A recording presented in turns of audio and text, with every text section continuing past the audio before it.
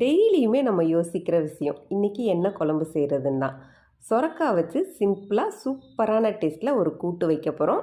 இது சாதத்தோட பிசைஞ்சு சாப்பிட்றதுக்கு ரொம்ப நல்லாயிருக்கும். செய்கிறதும் ரொம்ப ரொம்ப ஈஸி. சொரக்காயில் ஏகப்பட்ட மருத்துவ குணங்கள் இருக்குது. வெயிட் லாஸ்க்கெல்லாம் ரொம்பவே ஹெல்ப் பண்ணும்.